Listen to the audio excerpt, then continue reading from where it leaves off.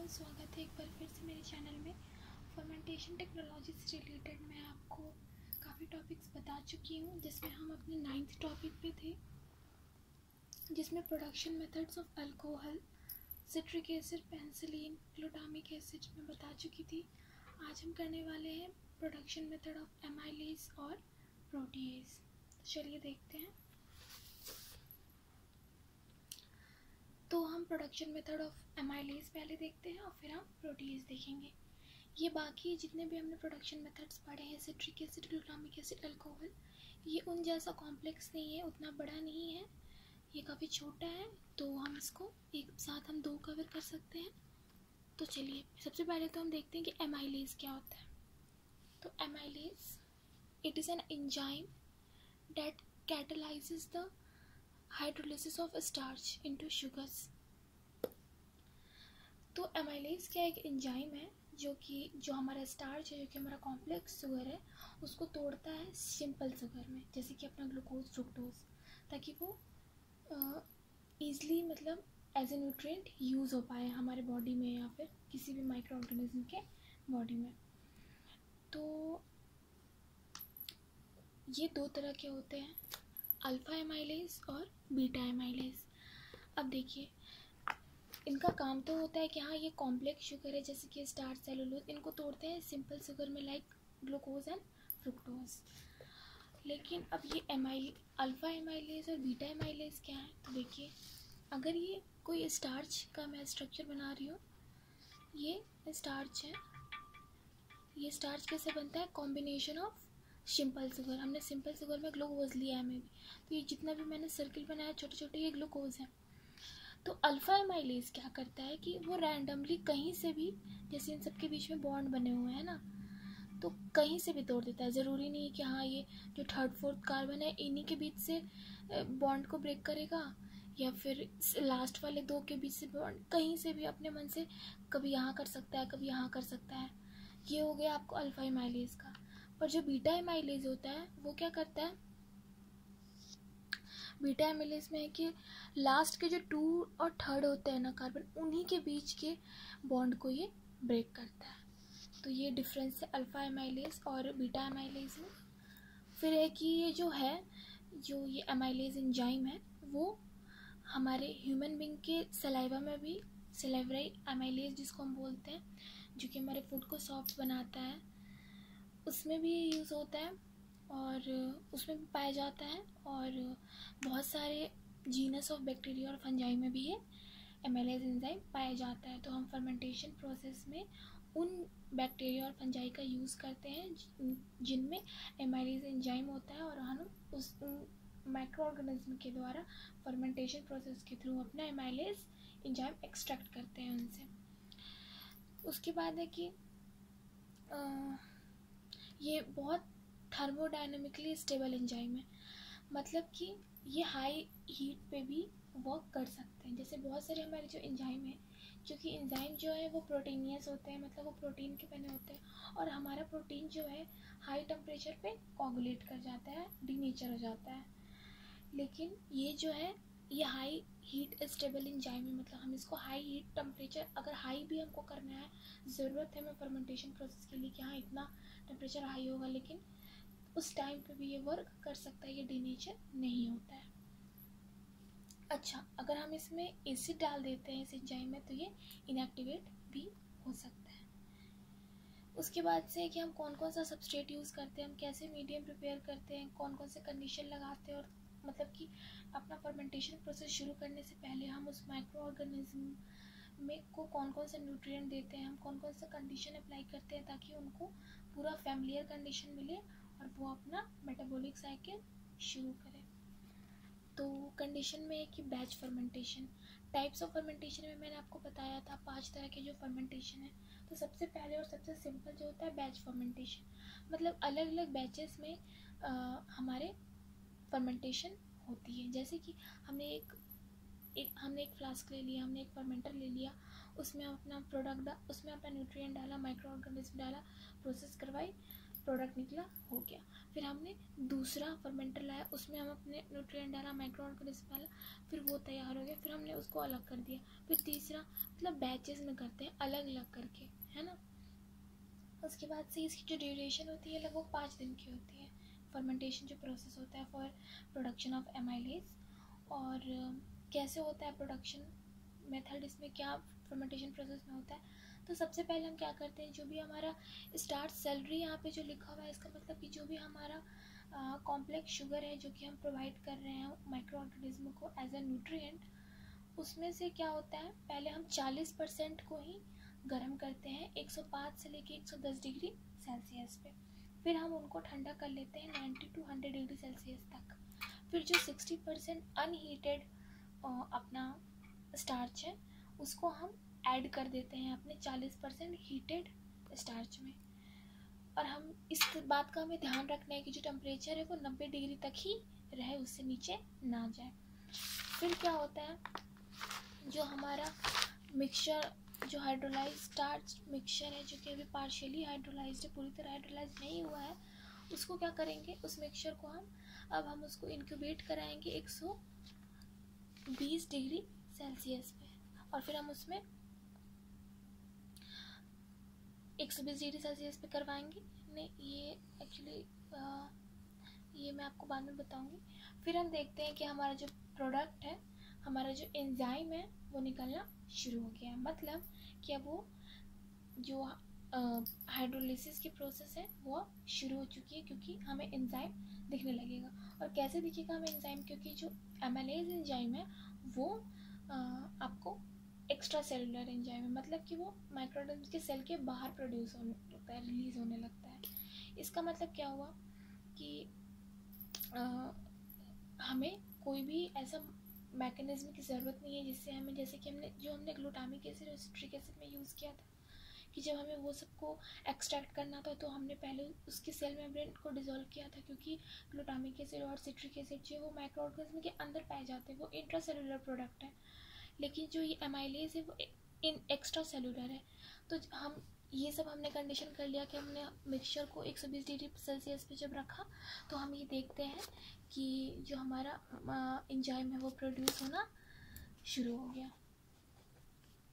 तो हम उसके बाद उसको एक्सट्रैक्ट कर लेते हैं, फिर फर्मेंटेशन प्रोसेस वहाँ पे रोक देते हैं।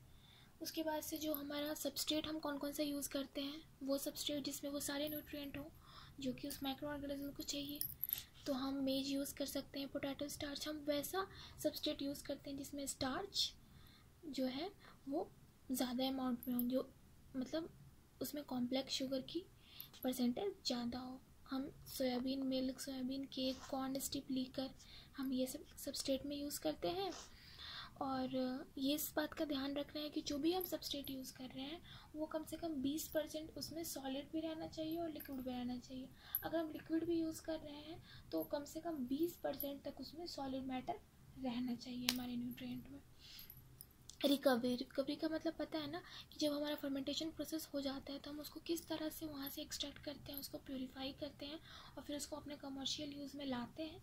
तो ये जो निकालने से लेके अपने कमर्शियल यूज़ में लाने तक का जो प्रोसेस है उसको हम रिकवरी बोलते हैं, ठीक है। तो सबसे पहले जो भी हमारा ग्रोथ है, मतलब जो हमारा न्यूट्रिएंट मीडियम है जिसमें हमारा हमारे माइक्रोब्स की कल्चरिंग हो रही है, उसको हम पहले ठंडा करते हैं। उसके बाद से फॉलिक्यूलेशन के थ्रू हम जितने भी सेल्स हैं, जो बैक्टीरियल डेड सेल्स हैं और बाकी अनवांटेड सॉलिड मटेरियल्स हैं, उनको हम रिमूव आउट करते हैं। यहाँ पे एक टर्म आ रहा है फ्लॉकुलेशन।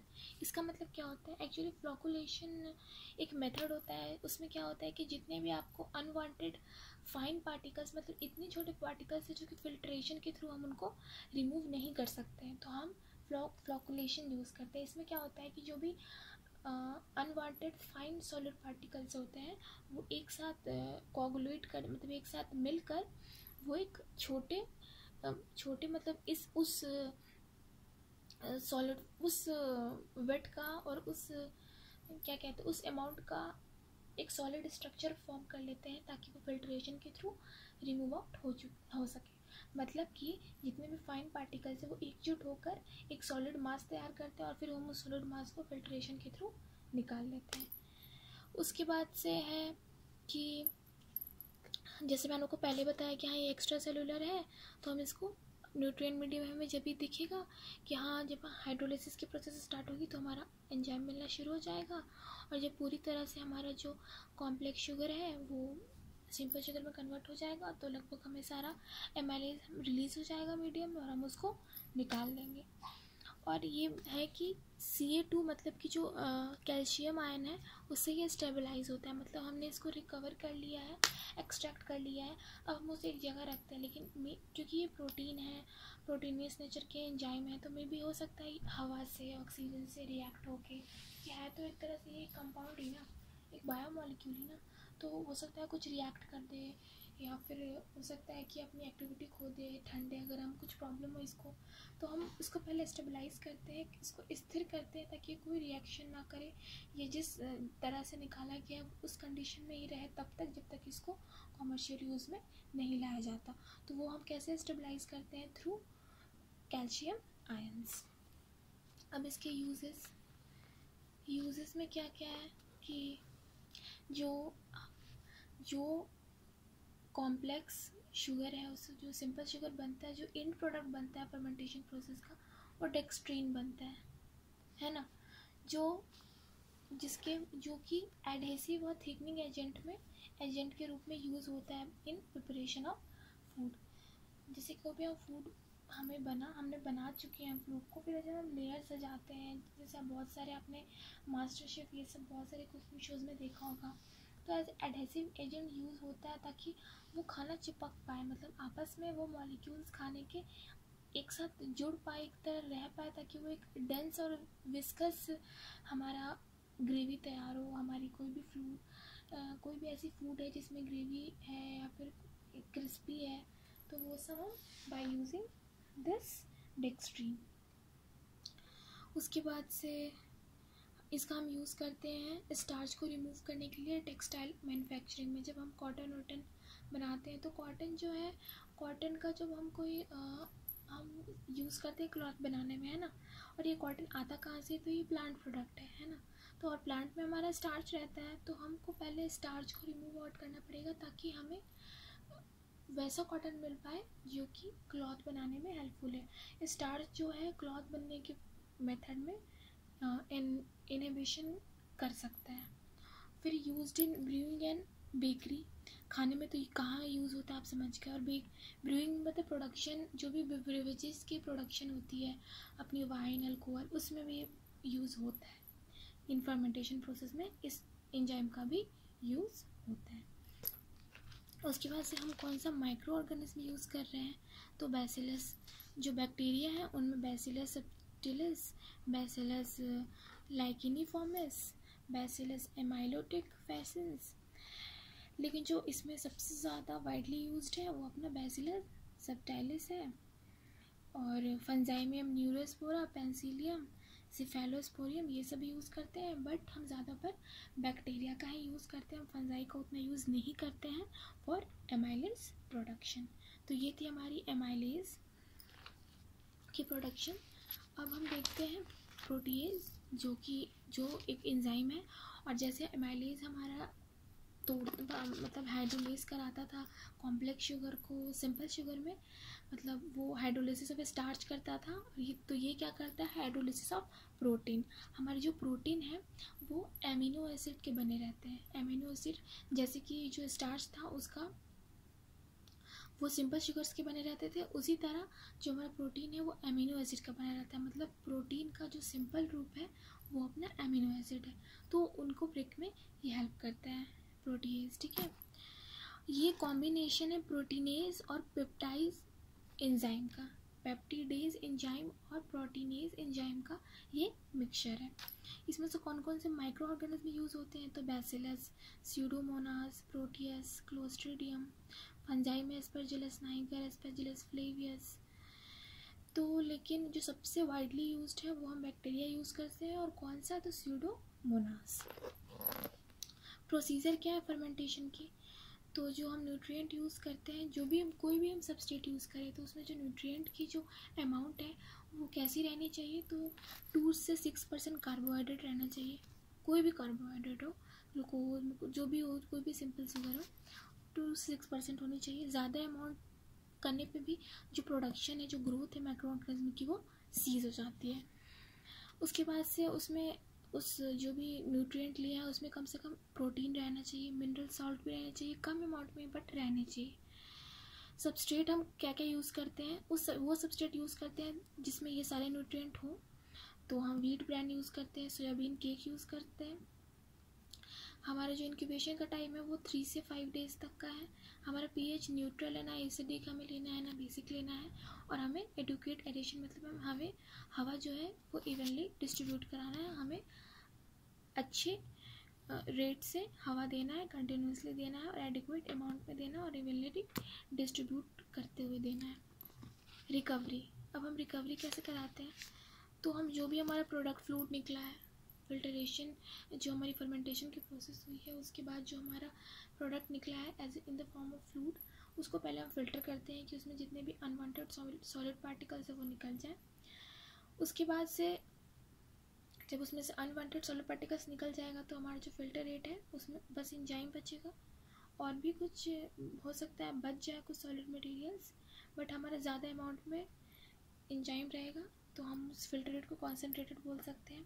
और फिर हम उस कॉन्सेंट्रेटेड फिल्टर रेट से एंजाइम को कैसे एक्सट्रैक्ट करेंगे, तो कैसे करेंगे कि हम एक सॉ डस्ट, यहाँ पे लिखा है सॉ डस्ट, जब भी हम कोई, आपने वो देखा होगा जब कोई लकड़ी उकड़ी कटती है, जब हमारा कोई फर्नीचर बनना रहता है, तो जो कारपेंटर्स हैं वो लकड़ी काटते हैं एक आरी लेकर, तो जो उसकी डस्ट निकलती है, जब लकड़ी की जो प्रोसेस के में जो डस्ट निकलते हैं वो लकड़ी का ही एक पार्ट रहता है, तो हम उसी को सॉ डस्ट बोलते हैं। तो वो उनके पास एक कैपेबिलिटी होती है, एब्जॉर्बिंग पावर होती है, मतलब कि जब हम उसको न्यूट्रिएंट मीडियम में अपने डाल देते हैं, हम उसको कॉन्सेंट्रेटेड फिल्ट्रेट जो है अपना उसमें डालते हैं, तो वो एंजाइम को एब्जॉर्ब कर लेते हैं अपने सरफेस पे, और फिर हम उस सॉ डस्ट से अपना एंजाइम एक्सट्रैक्ट कर लेते हैं। तो ये थी इसकी एक्सट्रैक्शन। अब हम देखते हैं इसकी यूजेस क्या है। तो अगर हम इसको फ़िश लिवर जो हमारा है, अगर हम फिश